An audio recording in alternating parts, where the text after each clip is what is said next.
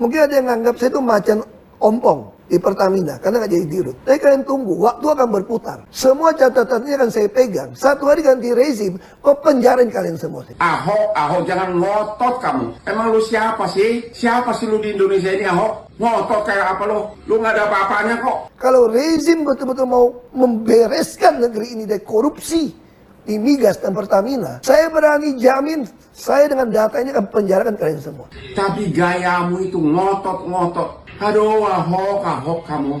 Ya, malu dong. Itu tugas kamu komisaris. Komisaris itu digaji untuk mengawasi bahkan pencurian 1 sen pun.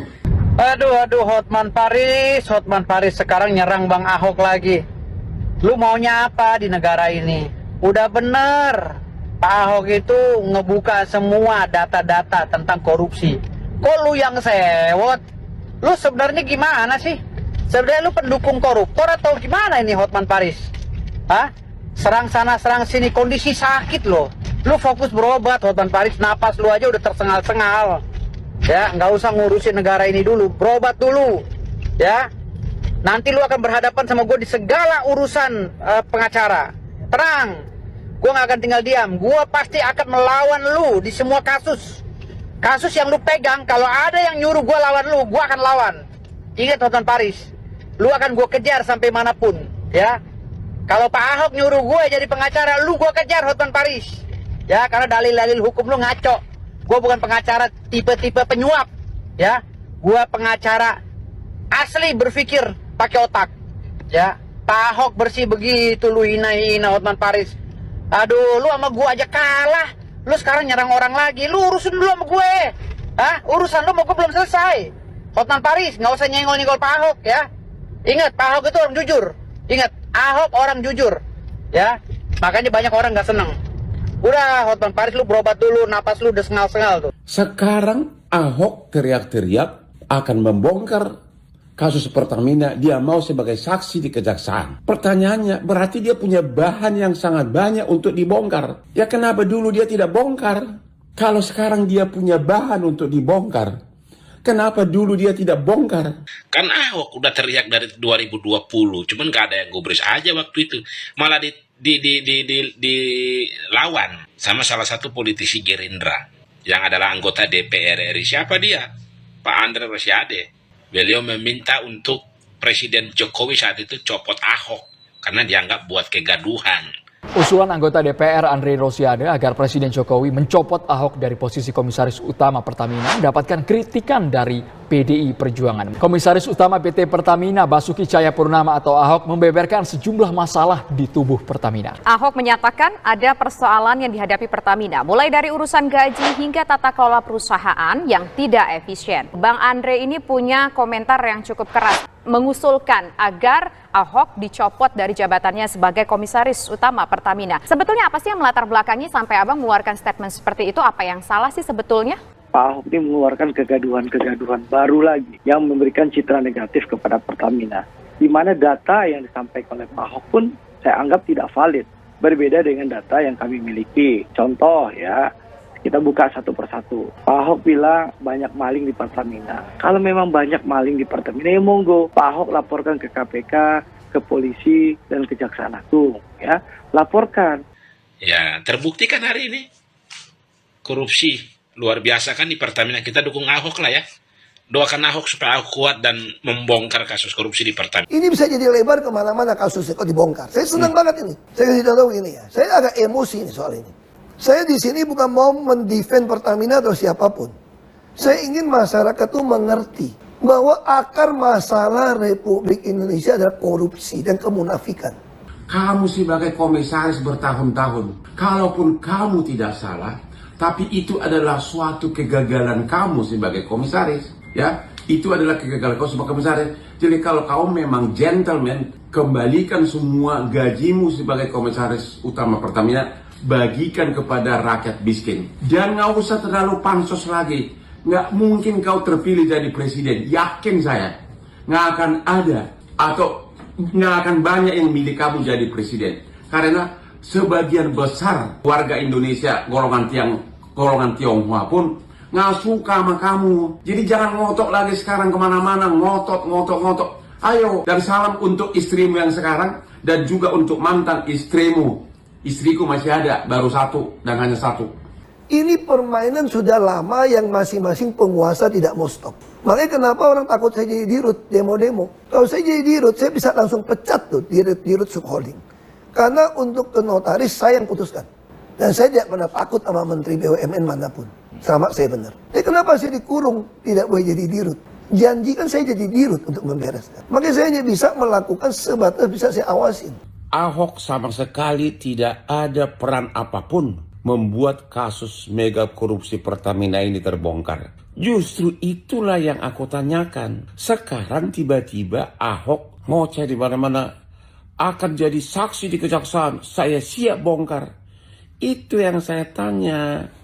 Aku itu bertanya loh, kenapa Anda dulu diam? Bilang aja nggak tahu sama sekali, selesai.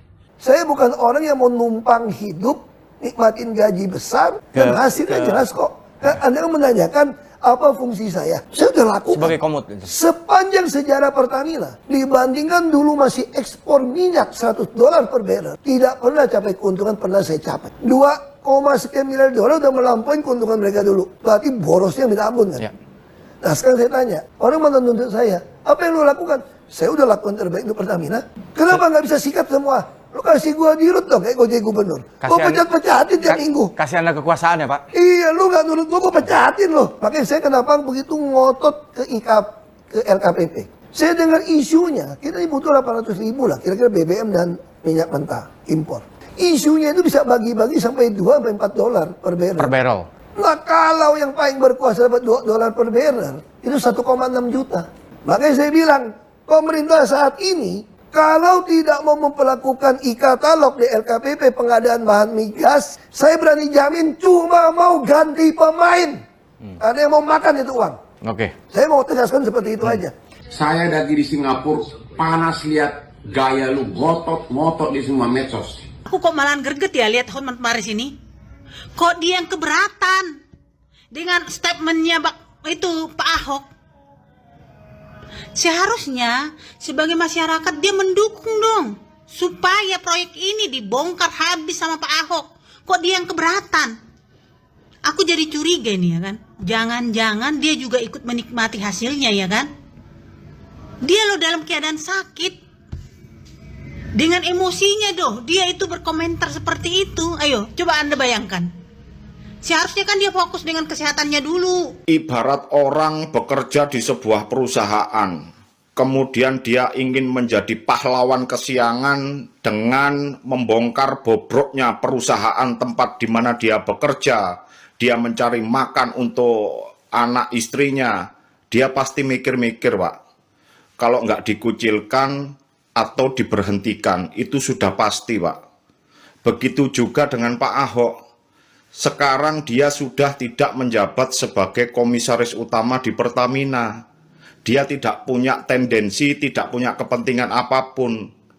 Terus lapo, sampean sing sewot, sampean sing vokal, sampean sing kepanasan, iku lapo, iku tanda tanya. Sampean punya tendensi, punya kepentingan apa? Yo, tanda tanya besar iku.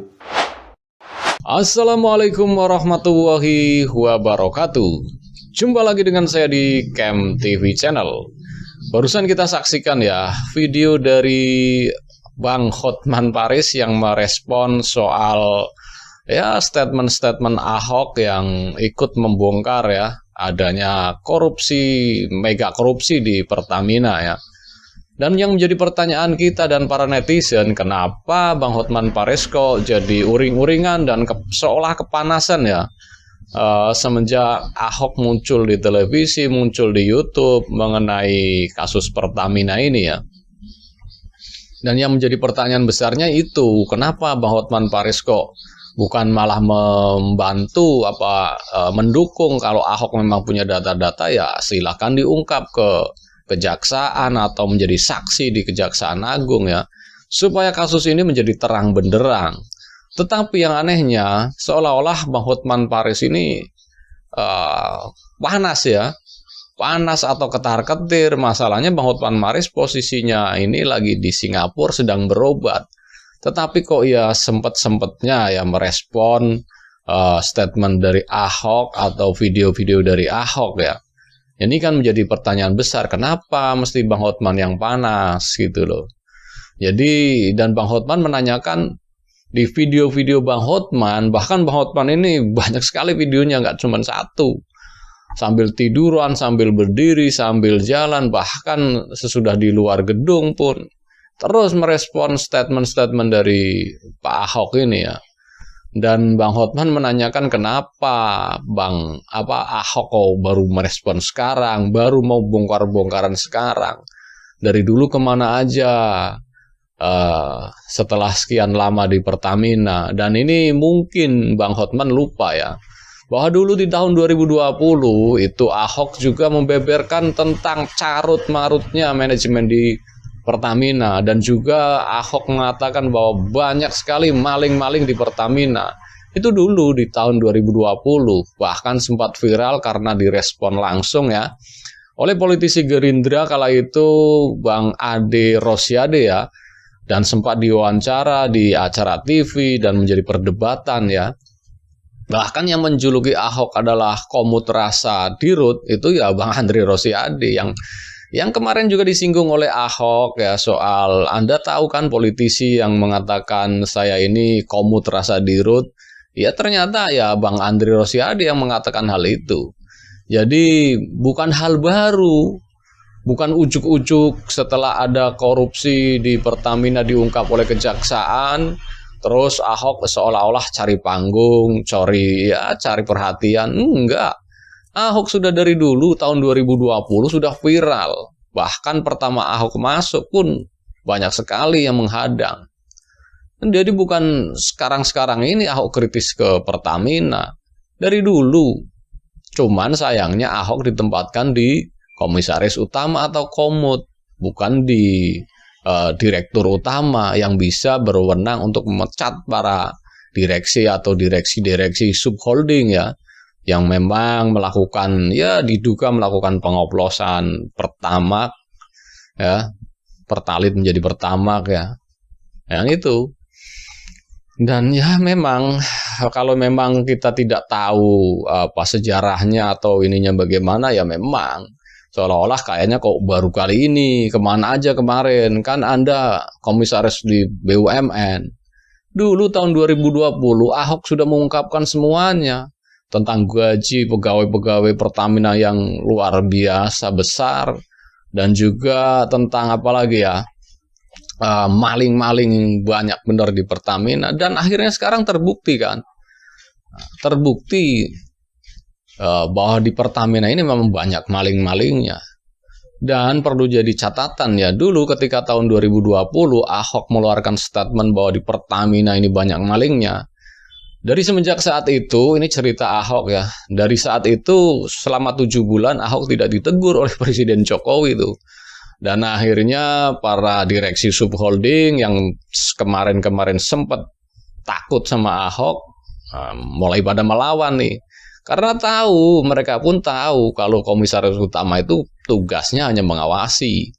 Dan mengawasi sekaligus memberitahu ataupun menegur, tapi punya satu kelemahan, tidak bisa memberhentikan atau tidak bisa memecat direksi dari para subholding ini.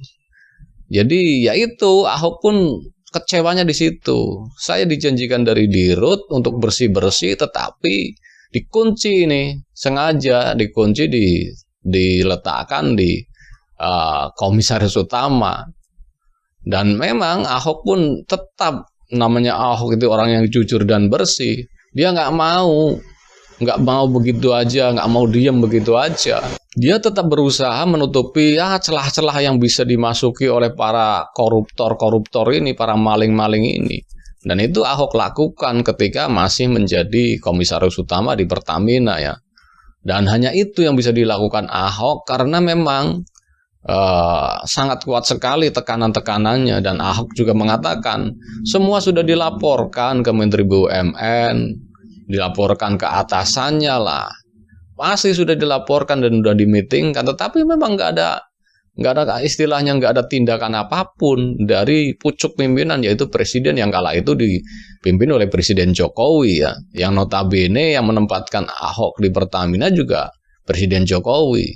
Tetapi memang Ahok itu diletakkan ya di tempat yang memang tidak punya kuasa untuk memutuskan sesuatu. Wah, Ahok memang mengatakan kalau memang Pertamina mau bersih ya ikut cara dia. Semua ya sekarang sudah serba digital, tidak ada bayar tunai di Pertamina. Itu loh. Itu salah satu yang memang Ahok mencurigai atau menduga bahwa di Pertamina ini memang banyak sekali mafianya. Dan memang dari situ Ahok selalu ya, namanya orang jujur pasti disingkirkan lah oleh para pembenci-pembencinya. Jadi ya mau bagaimana lagi. Dan itu memang sebuah resiko ya. Dan di video-video Ahok juga Ahok mengatakan bahwa Ahok mempunyai beberapa rekaman-rekaman ya ketika beliau masih menjabat sebagai komisaris utama ya, dan itu bisa dibuka di kejaksaan ya. Dan Ahok siap memberikan itu kepada kejaksaan apabila diperlukan. Dan Ahok juga meminta bahwa apabila memang Ahok diperlukan, tentu ada satu syaratnya, yaitu sidang terbuka. Semua orang bisa melihat. Tidak ada sidang tertutup. Semuanya digelar di depan masyarakat umum supaya tahu seperti apa bobroknya Pertamina ini. Dan harusnya orang yang akalnya waras, orang yang akalnya sehat, kita tidak membicarakan kenapa dulu enggak, kenapa kok mesti sekarang. Ya orang kebijakannya, pemerintahannya ini sekarang ini yang baru mau mulai membuka korupsi-korupsi di Pertamina. Dulu nggak ada, presidennya ya biasa aja, Jokowi nggak ngotak-atik Pertamina. Iya kan, mungkin karena takut atau bagaimana. Yang jelas mungkin karena takut. Jadi kalau memang ini rezim ini di zamannya Pak Prabowo ini kata Ahok ya, kalau memang mau membersihkan koruptor-koruptor di Pertamina, ya memang ini waktunya Ahok siap membantu. Kalau memang rezim ini siap membersihkan semua kotoran-kotoran di Pertamina, ya Ahok siap membuka rekaman-rekaman setiap minggunya ya. Jadi banyak bukti-bukti lah yang disiapkan Ahok. Dan tentunya publik sebagai masyarakat luas, kita sebagai netizen, sebagai masyarakat yang di bawah, yang ikut dirugikan oleh korupsi Pertamina ini, harusnya ikut mendukung. Substansinya ini bukan kenapa dulu enggak, kok baru sekarang. Bukan. Kalau memang sekarang ini ada kemauan, ya kita dukung saja. Orang itu demi kebaikan, demi kebenaran, kok bongkar saja semua. Ngapain mesti dihalang-halangin? Ngapain mesti dinyinyirin? Kalau memang itu demi kebaikan pemerintahan ini, bongkar. Ya kita udah nggak memikir lagi masalah Pilpres yang kemarin. Sekarang presidennya adalah Prabowo. Kalau memang Prabowo mau membongkar mafia migas yang ada di Pertamina, ya semuanya, ya bongkar saja. Ahok mau membantu silahkan. Kita nggak peduli ini si A si B. Semua kalau memang demi kemajuan bangsa ini, udahlah, nggak usah ngungkit-ngungkit yang kemarin-kemarin Pilpres yang kemarin perkara siapa dukung siapa. Sekarang ini mau membersihkan bangsa ini apa enggak? Kalau membersihkan bangsa ini nggak usah lah lihat latar belakangnya Ahok ini keturunan Tionghoa lah. Itu yang disebut-sebut Hotman Paris. Jangan lagi lah ke situ kalau memang negara ini mau bersih. Nah, tapi kalau Anda memang menghalang-halangi, ya berarti Anda ada sesuatu di situ. Itu kan. Ya kalau memang ini negara ini bersih, siapapun yang mau membersihkan negara ini kita dukung. Dari mana dia asalnya. Dari antah berantah apa segala macam. Kita dukung kalau memang demi kebenaran. Patah lama mengatakan apapun yang keluar dari pantat ayam, kalau dia telur ambil. Itu loh. Jadi nggak usah lah kita ungkit-ungkit. Itu kan kemarin dukung yang ini yang udah. Bukan ke situ substansinya. Siapapun yang membuka, mau menghadirkan bukti-bukti supaya ini bisa keungkap semua, kita dukung. Harusnya seperti itu. Orang demi pemerintahan ya. Pemerintahan sekarang yang memimpin kan Pak Prabowo. Berarti kan demi kepentingan Pak Prabowo juga. Demi nama Pak Prabowo juga. Katanya pemerintahan ini mau bersih. Harusnya didukung. Apabila Ahok sampai mencak-mencak ikut membuka bukti ya. Oke, mungkin cukup sekian dulu reaction video dari saya. Bagi Anda yang ingin berkomentar, silakan tulis komentar Anda di kolom komentar yang tersedia. Dan bagi Anda yang belum subscribe, silakan subscribe supaya dapat bonus tontonan video terbaru setiap harinya dari Kem TV Channel. Wassalamualaikum warahmatullahi wabarakatuh. Salam waras.